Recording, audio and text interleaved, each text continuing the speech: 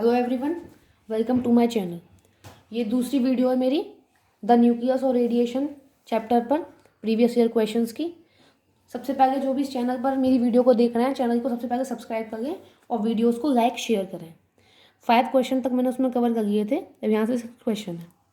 The combination of the radio active emission which will not change the mass number of the particle. ये हमारे पास दिए हुए हैं options. इसमें हमसे पूछ रहा है कि कौन कौन से रेडियो एक्टिव एमिशंस सीक्वेंसली करे जाएं जिससे मास नंबर पर कोई इफेक्ट ना आए। तो देखिए, जब अल्फा डिके होता है, अल्फा एमिशन होता है, तो Z-2 और A-4, यानी कि ये हमारा मास नंबर में 4 कम हो जाते हैं और जो एटॉमिक नंबर है उसमें 2। तो अल्फ़ा एमिशन का तो ये इफ़ेक्ट होता है। और बीटा एमिशन का इफ़ेक्ट देखिए, बीटा एमिशन से जो एटॉमिक नंबर होता है वो 1 बढ़ जाता है और जो मास नंबर है वो अनचेंज्ड रहता है। और जो गामा एमिशन होता है हमारा, गामा एमिशन, उससे ना तो मास नंबर पर कोई फ़र्क पड़ता है और ना ही एटॉमिक नंबर पर। अब देखिए, अब ये क्वेश्चन बहुत इजी है। इसमें ए ऑप्शन में दिया हुआ है बीटा एंड गामा डीके।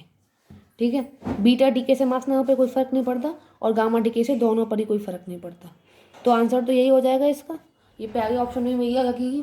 अब अल्फ़ा और बीटा डीके, अल्फ़ा से फ़र्क पड़ता है तो ये नहीं हो सकता। अल्फ़ा बीटा गामा, अल्फ़ा से फ़र्क पड़ता है। इसमें सब में अल्फ़ा दिया हुआ है स्टार्टिंग में, तो सिर्फ इसी में है, इससे फ़र्क नहीं पड़ेगा।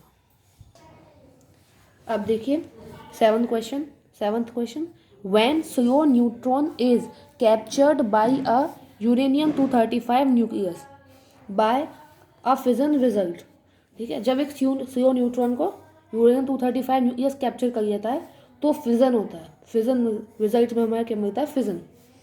विच रिलीजेज 200 MeV एनर्जी, इतनी एनर्जी उसमें रिलीज होती है।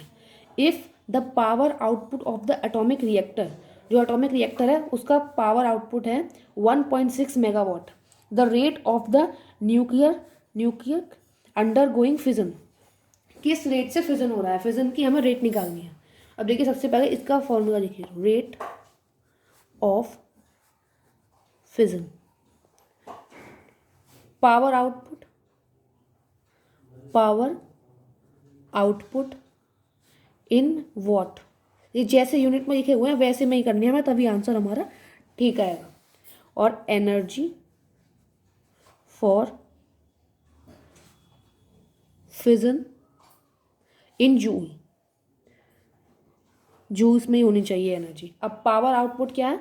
1.6 मेगावाट, तो हो गए 10⁶। और एनर्जी 200 MeV है, तो पहले इसे इलेक्ट्रॉन वोल्ट में चेंज कर लिया। अब यहाँ से जूल में चेंज करने के लिए क्या करते हैं? 1.6 × 10⁻⁻19 से डिवाइड कर देते हैं।